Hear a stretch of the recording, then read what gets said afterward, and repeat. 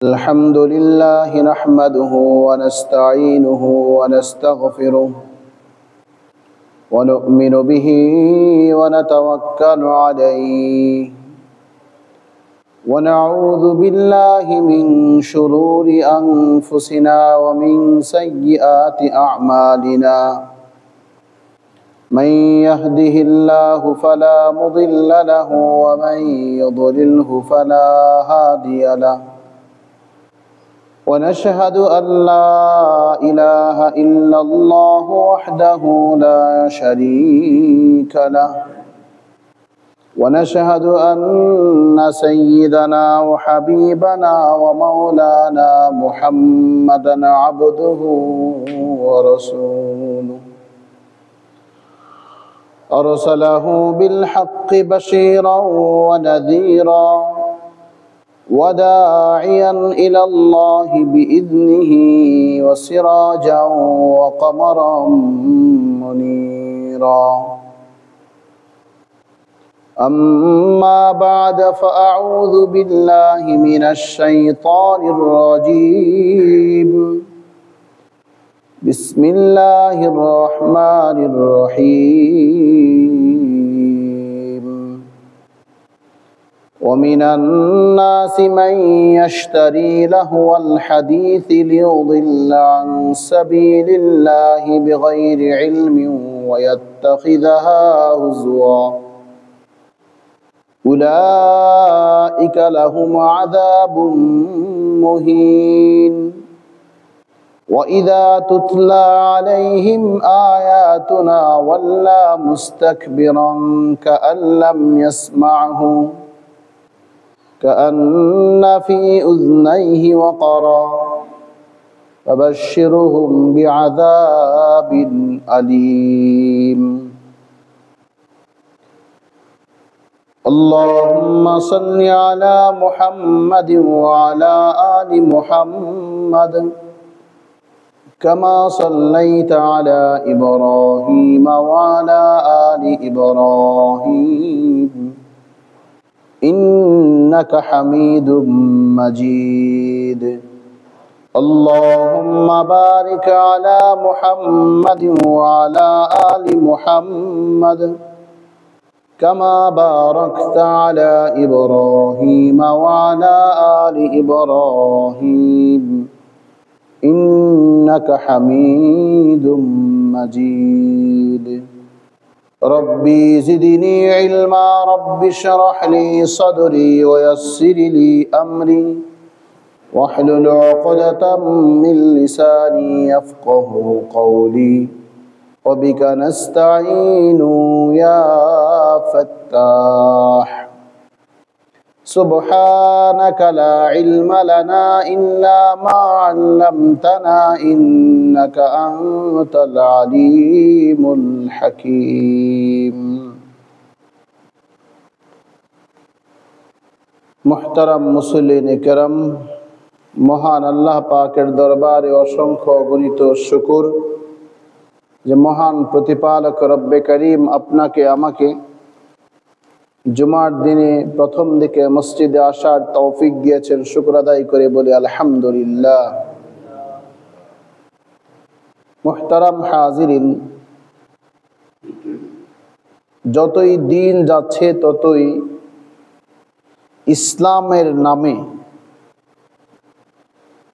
ইসলামের নামে ভেজাল প্রকাশ পাচ্ছে মানে সবকিছুকেই কেন জানি ধর্মীয়করণ করার চেষ্টা আবার যতই দিন যাচ্ছে তত ইসলামটাকে নিজের মতো করে বানিয়ে নেওয়ার চেষ্টা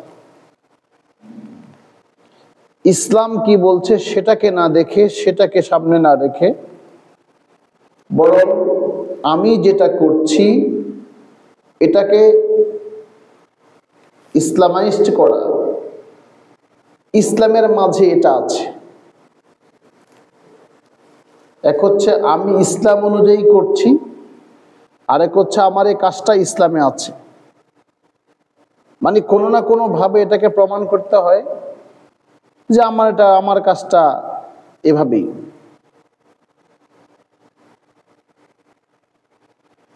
ইসলামটাকে প্রত্যেকটা মানুষই,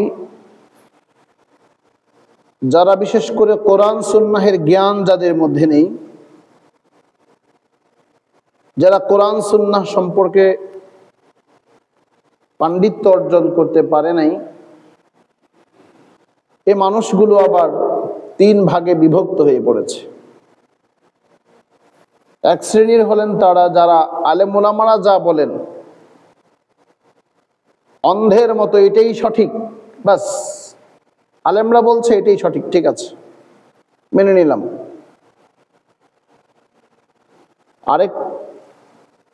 আরেক শ্রেণীর মানুষ এমন যে আলেম ওলামারা বলছেন ঠিক আছে, কথা তো সুন্দর, ওনারা তো আর মিথ্যা বলতে পারেন না, যাক ওনার কথাটা একটা রেফারেন্স খুঁজে বের করি, বা যে রেফারেন্স যে উদ্ধৃতি দিয়ে তিনি কথা বলেছেন এটা আমি একটু সচক্ষে পড়ি, অধ্যয়ন করে দেখি এটা আছে কিনা। তৃতীয় শ্রেণীর মানুষ তারা হলো যে আলেমরা এরা কি বুঝে, ওরা কি বুঝে, ওরা তো শুধু মসজিদে নামাজ পড়াবে, ওরা তো সুনির্দিষ্ট কয়েকটা কাজের সাথে ওরা সম্পৃক্ত, বাকি ওদের কথা ওরা এত কথা বলবে কেন?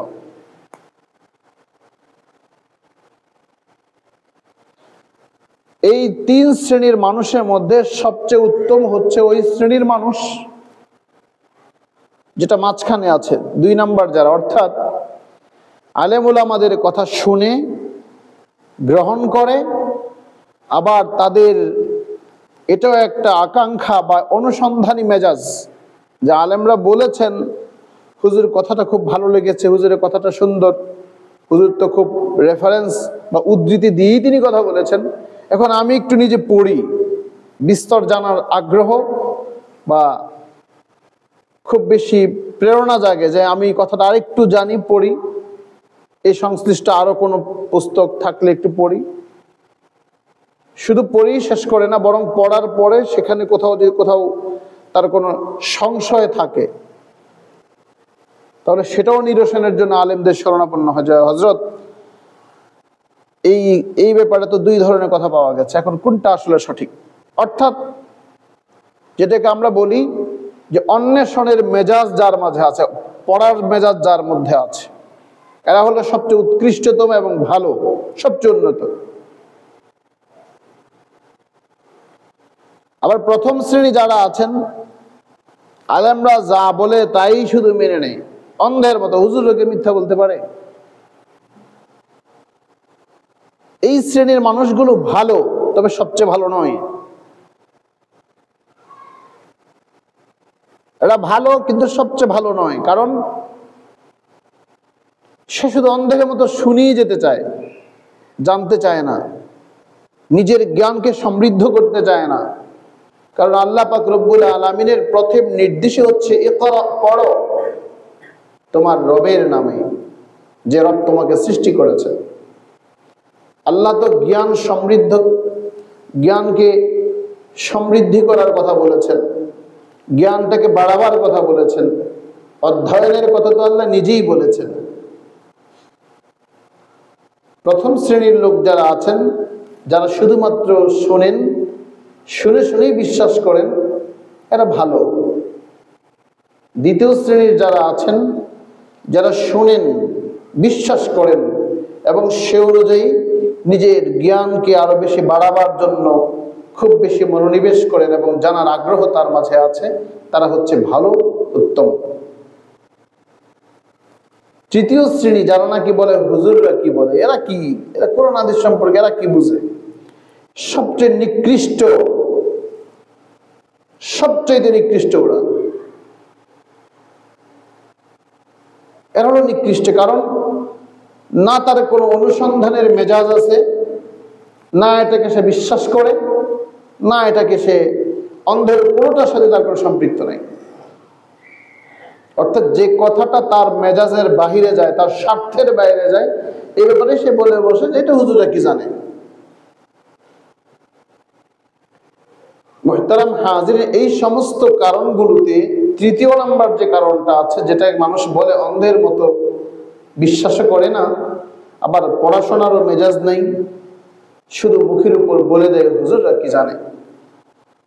এটা যে কোনো কারণে হোক, রাজনৈতিক কারণে হোক বা এই খেলা ছলে হোক, অথবা প্রতিপক্ষকে ঘায়েল করতে যে কোনো কারণে সেই কথাটা বলুক না কেন, সেই মানুষটার ঈমান চলে যাওয়ার শঙ্কা আছে। ওই মানুষটার ঈমান চলে যাওয়ার শঙ্কা আছে। ঈমান চলে যাওয়ার শঙ্কাটা কেন আছে? কারণ কোরআনুল কারীমের মধ্যে আল্লাহ পাক রব্বুল আলামিন বলেন, ওয়ালা তাকফু মা লাইসা লাকা বিহি ইলম, যেই ব্যাপারে তোমার কোনো জ্ঞান নাই, সাবধান, সে ব্যাপারে মুখ খুলতে যাবে না। ইন্নাস সামআ ওয়াল বাসারা, অবশ্যই তোমার শ্রবণ শক্তি আর তোমার দৃষ্টি শক্তি সম্পর্কে আল্লাহ পাক রব্বুল আলামিন তোমাকে জিজ্ঞেস করবেন। মুসলিম শরীফের ভূমিকাতে ইমাম মুসলিম রাহমাতুল্লাহ আলাইহি চমৎকার একটা কথা বলেছেন, যেটা হাদিসে রাসূল সাল্লাল্লাহু আলাইহি ওয়াসাল্লামের হাদিসটাকে তিনি সেখানে নিয়ে এসেছেন।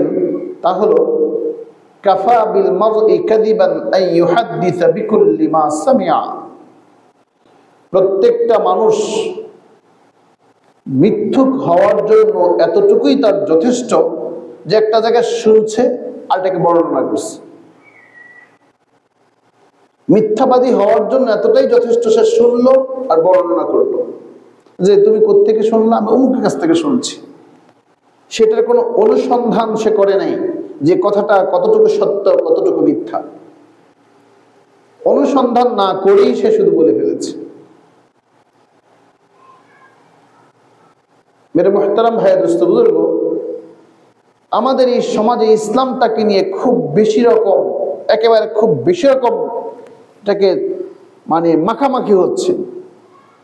প্রত্যেক ধর্মেই, অন্য যত ধর্ম আছে ইসলাম ধর্ম ছাড়া বাকি যত মতবাদ আছে, এগুলির মাঝেও অভ্যন্তরীণ কোন্দল আছে, বিভিন্ন বিভেদ আছে, বিভিন্ন মতপার্থক্য আছে, কিন্তু সেটা আমাদের সামনে আসে না। শুধু ইসলামটার ব্যাপারেই আসে, কারণ ইসলাম হচ্ছে আল্লাহ পাক রব্বুল আলামিনের পক্ষ থেকে সুনির্ধারিত, সকলের জন্য কল্যাণকর, সকলের জন্য মঙ্গল, হুদাল্লিন নাস, সকল মানুষের জন্য কোরআন একটা পাথেয়। আর আল্লাহ নিজেই বলেছেন, ওয়ারাদিতু লাকুমুল ইসলাম দীনা, জীবন বিধান হিসেবে আমি তোমাদের জন্য ইসলামটাকে পছন্দ করেছি, বাছাই করেছি, নির্ধারণ করেছি। আর এটাকেই ভেজাল যত করা যায় তত বেশি ইসলামের বিপরীতে যারা আছেন অমুসলিমরা, তারা তাদের স্বার্থ উদ্ধার করতে, তারা ফায়দা নিতে সহজেই তাদের জন্য এটা খুব দ্রুত গতিতে সে ফায়দাটা নিতে পারে যদি মুসলমান আর ইসলামের মধ্যে ভেজাল ঢোকানো যায়। বিশেষ করে আমাদের এই ভারত উপমহাদেশ, ব্রিটিশরা যে এই দেশটাকে শাসন করেছে, এই ইংরেজরা তারা যখন দেশটাকে শাসন করেছে, শাসন করার পরে যখন এখান থেকে চলে যেতে হয়, যখন এই দেশ ছেড়ে তারা চলে যাবে বা দেশ ছেড়ে যাওয়ার আগেই, যখন নাকি আমাদের পূর্বপুরুষ উলামায়ে কেরাম যখন এই স্বাধীন সার্বভৌম একটা দেশ গঠনের জন্য তারা নিবেদিত প্রাণ হিসেবে তারা যখন মাঠে ময়দানে সব জায়গায় লড়েই যাচ্ছেন, তখন তাদের মধ্যে একটা চিন্তা ছিল যে ভারতবর্ষের মানুষের ঈমান আকীদা কিভাবে ঠিক রাখা যায়। উলামায়ে কেরাম তখনকার সময় চিন্তা করেছেন এই অঞ্চলের মানুষের ঈমান আকীদা কিভাবে সুরক্ষা পাবে, ঠিক থাকবে। ঠিক তার বিপরীতে ইংরেজরা, ব্রিটিশরা তারা চিন্তা করেছে আমরা তো চলেই যাব, এই অঞ্চলের মানুষের মধ্যে, এই অঞ্চলের মানুষের হৃদয়ে যে ঈমানি চেতনা আছে এটাকে কিভাবে ধ্বংস করা যায়, ঈমান কিভাবে বিনষ্ট করা যায়, এ ব্যাপারে তারাও ভাবছে। একদিকে আলেমদের ভাবনা হলো সঠিক ইসলাম, ঈমান, আকীদা সুরক্ষা চিন্তা, অপরদিকে ইংরেজদের চিন্তা হলো এখানকার মানুষের মধ্যে যদি ঈমানি চেতনা এটা জাগ্রত না থাকে, এটাকে কি নিভৃত করা যায়, এটা কিভাবে একেবারে নিভিয়ে দেওয়া যায়। যার কারণে ইংরেজরা বহু রকম ষড়যন্ত্র শুরু করলো। বিভিন্ন লোভ লালসা দিয়ে আমাদের মুসলমানদের থেকেই কিছু নামদারি মুসলমানদেরকে তারা ক্রয় করে নিয়েছে। আপনারা বাদশাহ আকবরের কথা শুনেছেন। বাদশাহ আকবর একজন কুখ্যাত বাদশাহ, যে নাকি মুসলমানদের এই ভারত উপমহাদেশের মুসলমানদের ঈমান ধ্বংসের জন্য ইংরেজদের প্রেসক্রিপশনে যত রকমের ষড়যন্ত্র করার সে করেছে। সে দ্বীন এলাহি কায়েম করেছে, সে অনেক কিছুই করেছে। আমরা যে অপসংস্কৃতি দেখি, এই অপসংস্কৃতির অনেক কিছুই কিন্তু এই তার যুগ থেকে শুরু হওয়া। বিশেষ করে আজকে যে আলোচ্য বিষয়টা আমি সামনে নিয়ে আসছি, সেই বিষয়টা হলো আমাদের সমাজ এখন আপনারা দেখছেন প্রায় জায়গায় যে বাউল সংক্রান্ত বিষয়ে কিন্তু অনেক কথাবার্তা হচ্ছে। বাউল শিল্পী কত রকম বাজে কথা বলেছে, এই বিষয়ে কিন্তু সারা দেশ জুড়ে বেশ ভালো, খুব ব্যাপকভাবে এটা আলোচনা হচ্ছে। বিভিন্ন জায়গায় কেউ প্রতিবাদ করছে বাউলের বিপক্ষে, কেউ প্রতিবাদ মানে ওই বিরোধীদের বিরোধিতা করছে। কিন্তু মেরে মুহতারাম ভাই দোস্ত বুজুর্গ, এই জায়গাতে আমাদের কি করণীয় বা আমাদের জানার কি আছে? আমরা আসলে কোনটাকে সঠিক ধরে নেব? এখানে আমাদের প্রত্যেকের দায়িত্ব, এই জায়গাটা আমাদের ভালো করে বুঝতে হবে। যদি না বুঝি তাহলে মেরে মুহতারাম ভাই দোস্ত বুজুর্গ, আমার আপনার ঈমান থাকবে না, ঈমান কিন্তু চলে যাবে। আমি প্রায় সময় এই বিশেষ করে এই বছরটা আমি শুধুমাত্র ঈমানের উপর আলোচনা এই জন্য করি, কারণ ঈমান হলো সবচেয়ে সহজ জিনিস, সবচেয়ে কঠিন জিনিস। এটা যতটা সহজ মনে করি, এটা অনেক কঠিন জিনিস। আমি সেই আলোচনায় প্রবেশের জন্যই মূলত আজকে সূরাতুল লোকমানের আয়াতে কারিমা তেলাওয়াত করেছি। আমাদের মনে রাখতে হবে, ইসলামটাকে ভেজাল করার জন্য, ইসলামটাকে কলুষিত করার জন্য মুহাম্মদুর রাসূলুল্লাহ সাল্লাল্লাহু আলাইহি ওয়াসাল্লামের যুগ থেকেই ষড়যন্ত্র শুরু হয়েছে। যুগ থেকেই ষড়যন্ত্র শুরু হয়েছে। যেমন করেছে মুশরিকরা, তেমন করেছে মুনাফিকরা। মুশরিকরা তো সুস্পষ্ট তারা ঈমান আনেই নাই, আর মুনাফিকরা এমন ছিল যারা নাকি মুসলমানের নামধারী, একই সাথে তারা মসজিদ নববীতে নামাজ পড়তো, সাহাবায়ে কেরামের সাথে যুদ্ধেও রওনা হতো, কিন্তু এর ভিতরে থেকেই তারা ভেজাল করেছে, রাসূল করিম সাল্লাল্লাহু আলাইহি ওয়াসাল্লামের সাথে ধোঁকাবাজি করেছে, প্রতারণা করেছে। রাসূল সাল্লাল্লাহু আলাইহি ওয়াসাল্লামের জামানার পর থেকে নিয়ে এখনো পর্যন্ত প্রতিটা সময়ে, প্রতিটা কালেই, প্রত্যেক দশকে বা শতাব্দীতে সব সময় একটা গোষ্ঠী, একটা নয় একাধিক গোষ্ঠী এমন ছিল, ইসলামকে কলুষিত করা, ইসলামের মাঝে ভেজাল ঢুকানো, এটাই তাদের কাজ। তাদের লক্ষ্য কি? তাদের লক্ষ্য হচ্ছে মুসলমানদেরকে ঐক্যবদ্ধ, এটা যেন মুসলমান হতে না পারে। মুসলমান যদি ঐক্যবদ্ধ হয়ে যায় তাহলে বিশ্ব নেতৃত্ব তাদের হাতছাড়া হয়ে যাবে। মুসলমান একটা মহাশক্তিতে পরিণত হবে, যে শক্তির কাছে পৃথিবীর এমন কোনো পরাশক্তি নেই যে মুসলমানের মহাশক্তির সামনে সে নিজেকে দাঁড় করাতে পারবে, সে শক্তি নেই। অতীতে কখনো হয় নাই, কখনোই হয় নাই, ভবিষ্যতেও কখনো হবে না। মুসলমানের ঐক্য বিনষ্ট, মুসলমানের লক্ষ্য যেটা, যে আল্লাহকে সন্তুষ্ট করা, আল্লাহ অভিমুখী হওয়া, সেখান থেকে তাদেরকে বিচ্যুত করা এবং মুসলমানদের চরিত্রকে নষ্ট করা, এটাই হলো তাদের লক্ষ্য, আর কিছু না। যার কারণে মেরে মুহতারাম ভাই দোস্ত বুজুর্গ, আমাদের এই সমাজে দেখেন না আপনি, বিশেষ করে যারা এই ভারত উপমহাদেশে যত রকমের ফিতনা আপনি দেখবেন, এখানে ইসলামের নামে যা হয়, আপনি একটু মধ্যপ্রাচ্যে যাবেন, মুসলিম আরো যে দেশগুলো আছে, আরব দেশগুলো যেগুলো আছে, সেখানে আপনি এটা পাবেন না। আচ্ছা, সেখানেও আছে, কিন্তু এরকম না। আমাদের দেশে আকীদাগত যে সমস্যাটা সেখানে নাই।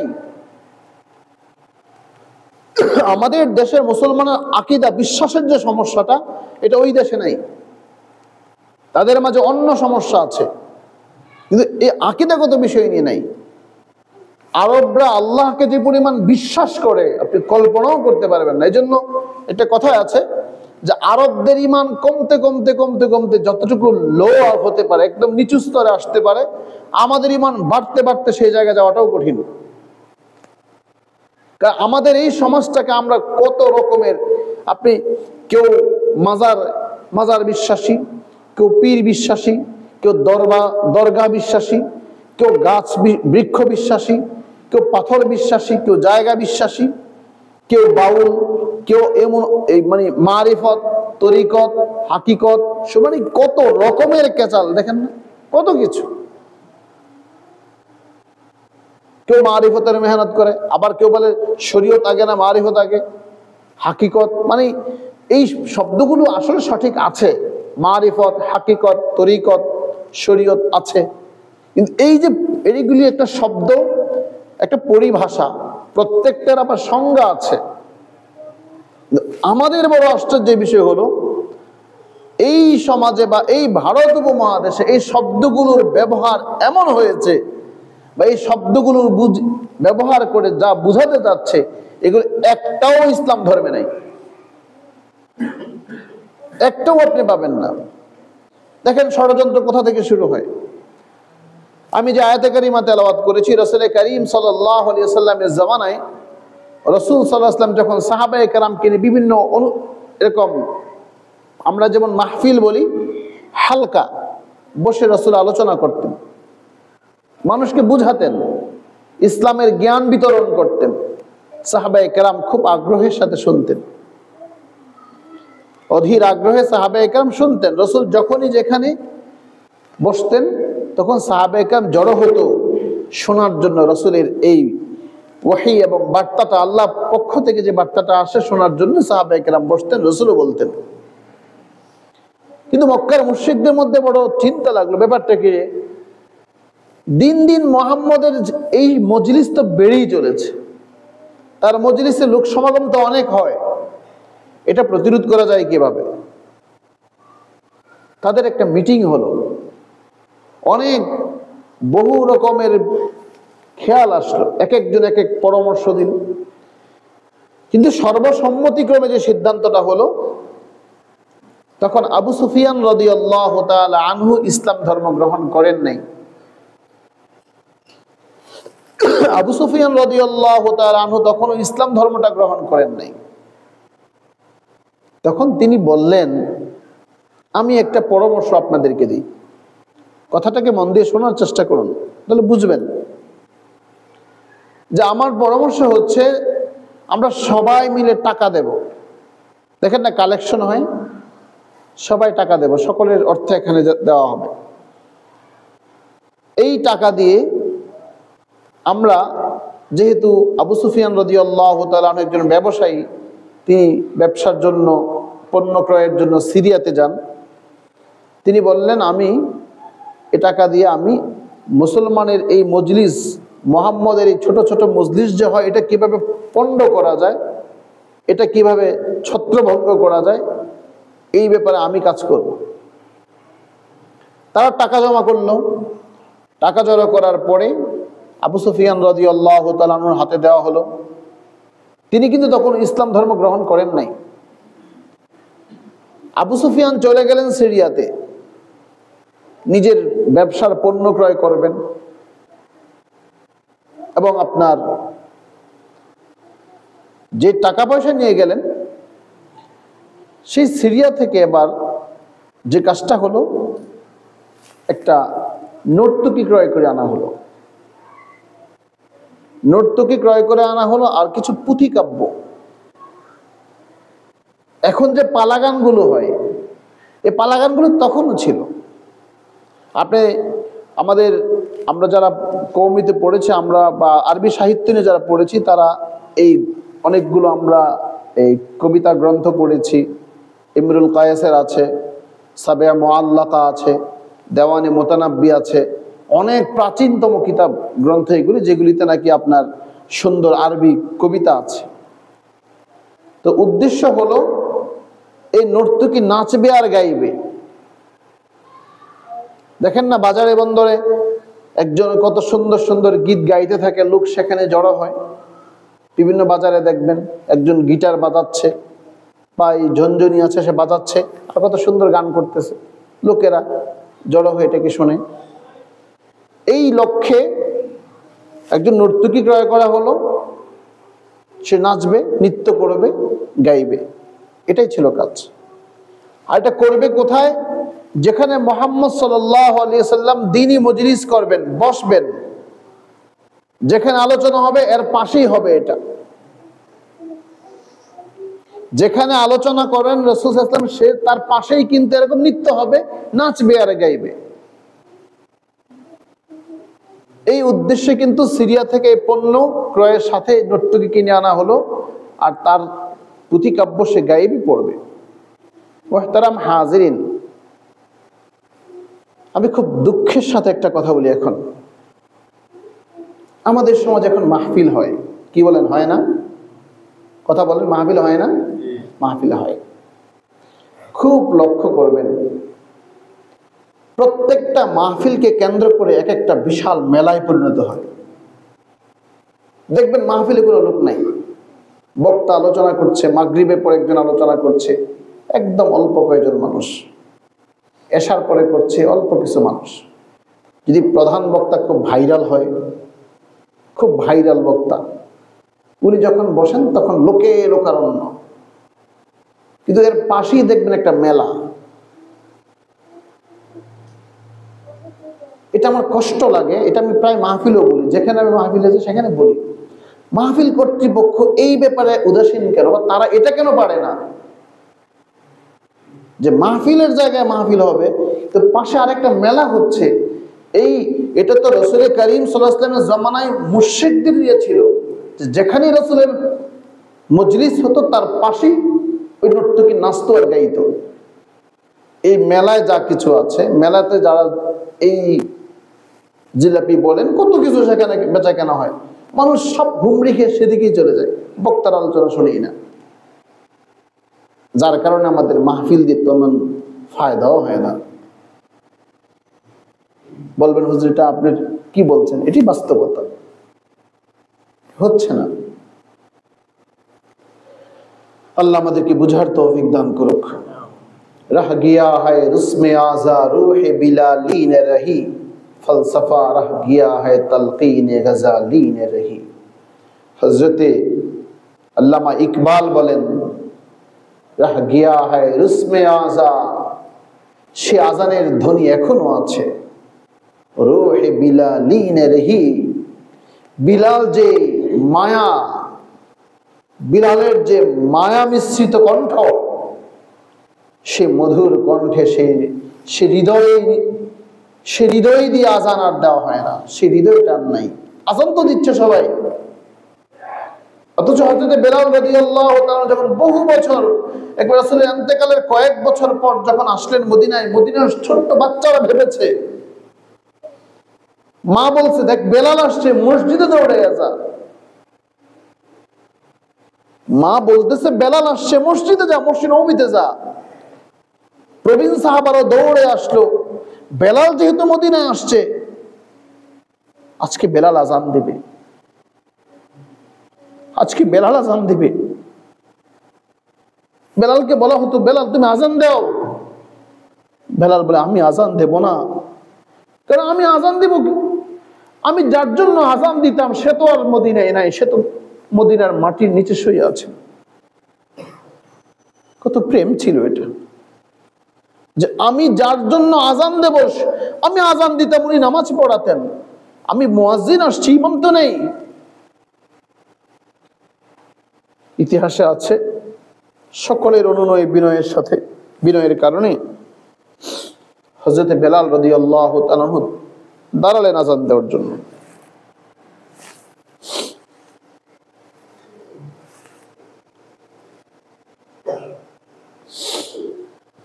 কিন্তু হযরত বেলাল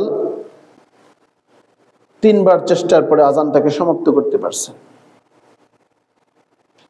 প্রবীণ সাহাবারও খুব কান্নার একটা রোল পড়ে গেছে, আজ বেলাল আসছে, আজানও হয়েছে, সে মানুষ তো আসবে না। এটা ছিল নবীর প্রতি প্রেম। আল্লামা ইকবাল এই কথাটাই বললেন, রাহ গিয়া হ্যায় রুসমে আজা রূহে বিলালীন রহি, ফলসফা রাহ গিয়া হ্যায় তালকিনে গজালিন রহি। আজকে আজান হয়, সে বিলালের মধুমাখা, সেই মায়ামাখা কণ্ঠ আর নাই। আজকে দর্শন শাস্ত্র পড়া হয়, কত কিছু। এখন তো আমি তো এভাবেই বলি যে আমাদের সন্তানরা এখন ইংরেজি পড়ে, অঙ্ক করে, কই পারে না, কিচ্ছু পারে না, কিছুই পারে না। আমার ভাগিনাকে আমি গত রাতের আগের রাতে সে পরীক্ষার্থী, তার একটা অঙ্ক দেখতে গেলাম, তাকে বললাম এই অঙ্কটা কয় ভাবে তুমি করতে পারো? আশ্চর্য হয়ে গেল, সে পারে না, আর বুঝে না। এই কথাগুলো কষ্টে বলছি, কারণ আমরা শুধু এখন হাওয়ার উপর ভাসমান, কিচ্ছু নেই আমাদের মধ্যে। ঠিক মেরে মোহতারাম ভাই দোস্ত বুজুর্গ, এই মাহফিল গুলো তো ঠিক একই সমস্যা। শ্রোতা হয়ে গেছে বক্তা, ভাইরাল বক্তা, যে বক্তার কণ্ঠ খুব মধুর, রস কস মিলিয়ে যত, কিন্তু সে, আমরা তো এখন কোরআনের পাগল না, বক্তার পাগল হয়ে গেছে। কোরআনের পাগল যদি হইতাম তাহলে মাগরিবের পরেও লোক হতো, আসরের পরেও লোক হতো, ওই প্রধান বক্তার অপেক্ষায় থাকতাম না।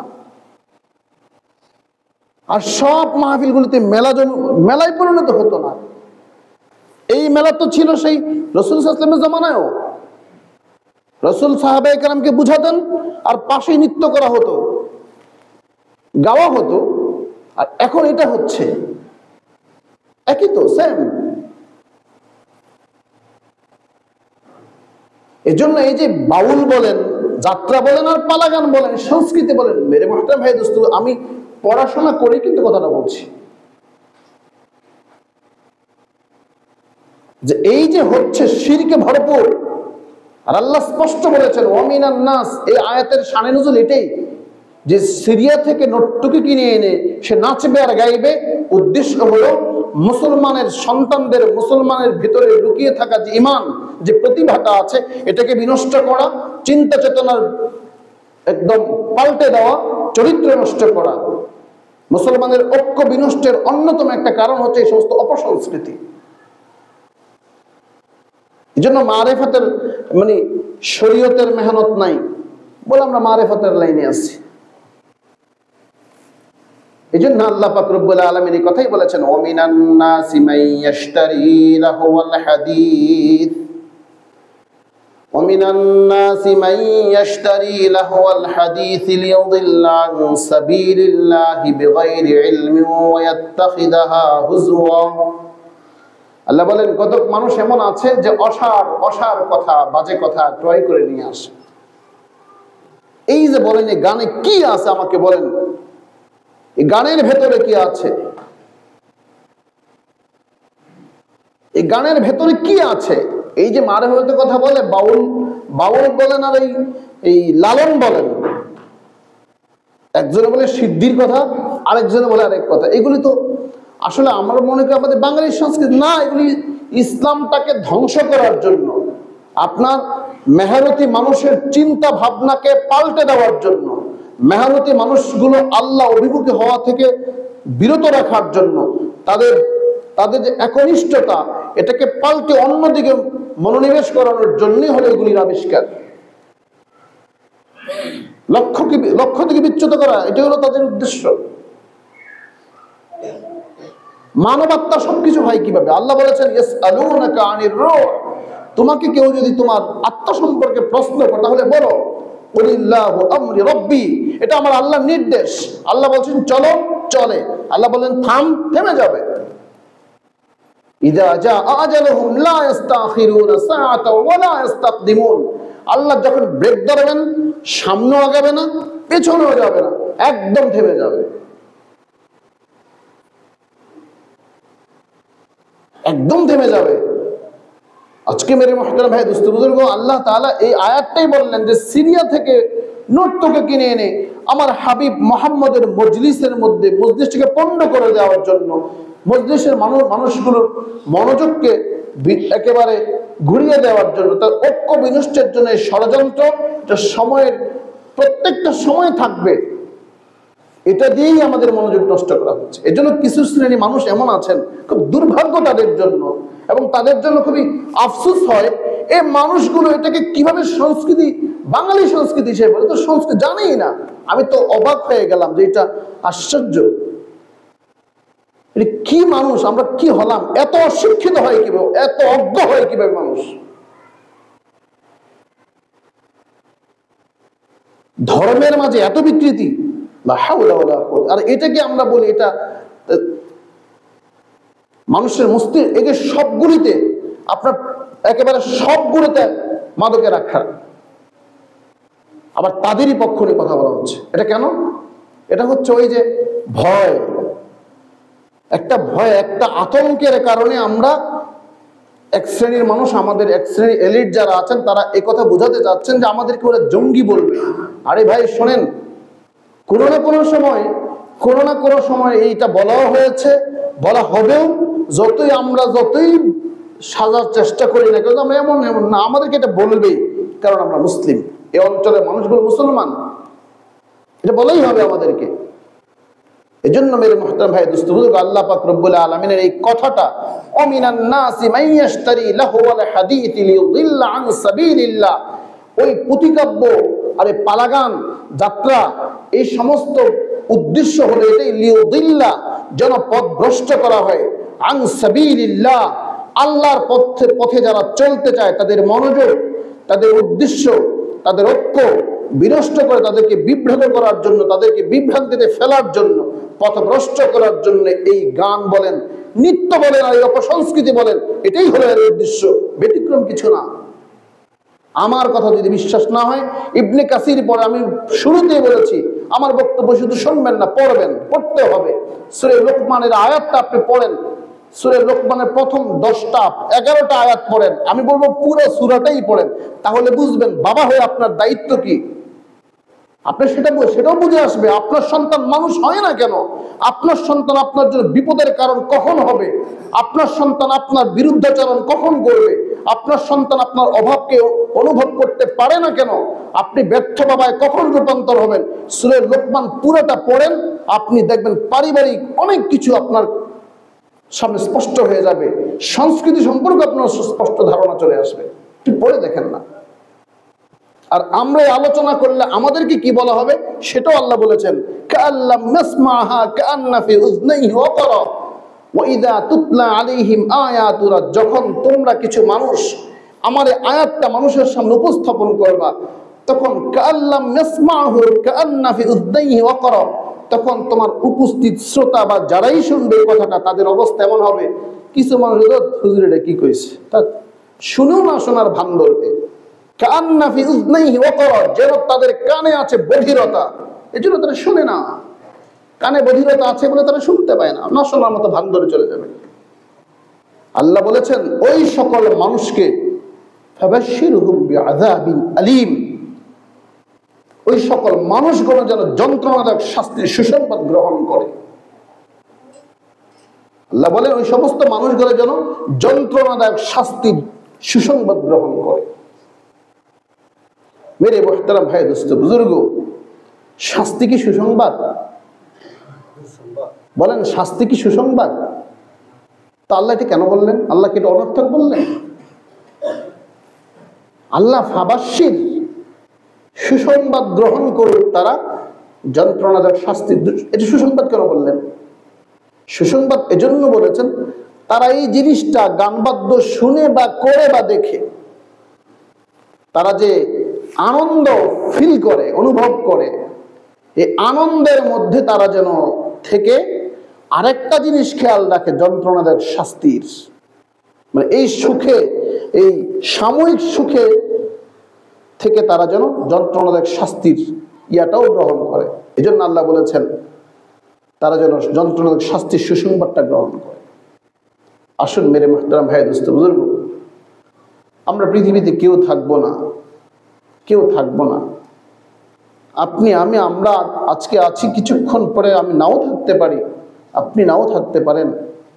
দেখেন আমাদের জীবন থেকে কত মানুষ চলে গেছে, কিন্তু মেরে মুহতারাম ভাই দোস্ত বুজুর্গ, আমাদের চিরস্থায়ী যে জায়গাটা আছে আখিরাত, সেখানে দুটা সিদ্ধান্ত হবে, এক হচ্ছে জাহান্নাম, আর এক হচ্ছে জান্নাত। জান্নাতীরা চিরকাল সুখে সেখানে থাকবে, জাহান্নামীরা চিরকাল সেখানে অশান্তিতে থাকবে। এজন্য পৃথিবীটা আমার আপনার ওই জান্নাতের এবং জাহান্নামে যাওয়ার যে কারণে আমরা সেখানে যেতে পারবো জান্নাতে আর জাহান্নামে, সেই কারণগুলো এখানে আমাকে করতে হবে, এই কাজটা এখানেই করতে হবে, ওখানে করার কোনো সুযোগ নেই।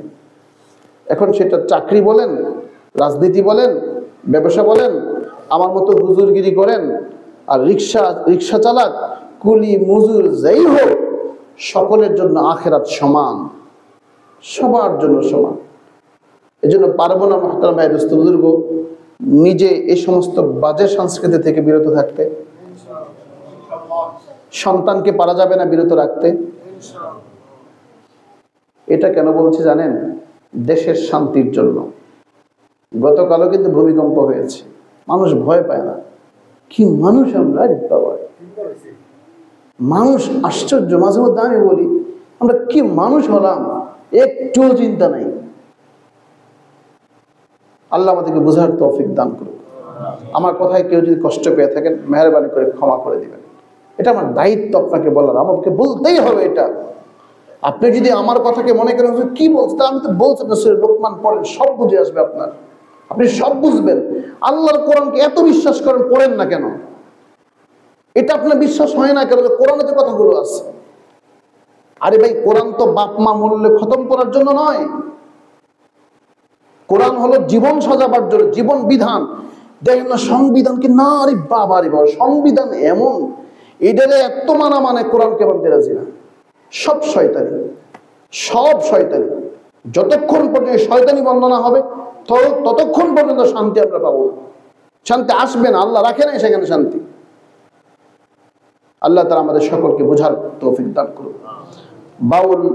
এই আবুল সরকার যে সমস্ত কুরুচিপূর্ণ কথা আল্লাহর বিরুদ্ধে বলেছে, এবং আমি গত রাতে অনেকক্ষণ যাবৎ অনেকগুলো ভিডিও দেখেছি, এই পালা গান বাড়ি থেকে যে সমস্ত কথা বলা হয় অত্যন্ত ঘৃণিত, ইসলামের সাথে বড়ই সাংঘর্ষিক, এবং এটা একটাও ইসলামের মধ্যে নাই।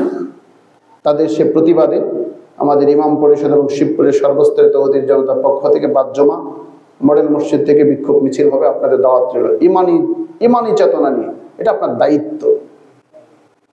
দেখেন না মাঝে হুজুর মিছিল করছেন, লোক নাই তো। আমার একজন জিজ্ঞেস করছে একদিন, হুজুর মিছিল হয়েছে আপনার লোক নাই? আমি বললাম লোক নাই, আপনি কি, আপনি ছিলেন? কারণ আমি খারে ফেরে দেখছি। আরে বেটা তোর ইমান নাই, তুই যাস নাই কেন? ইমানি চেতনা এটা। আল্লাহ আমাদেরকে বুঝার ইমানি চেতনে উজ্জীবিত হওয়ার তৌফিক দান করুন। 4 রাকাত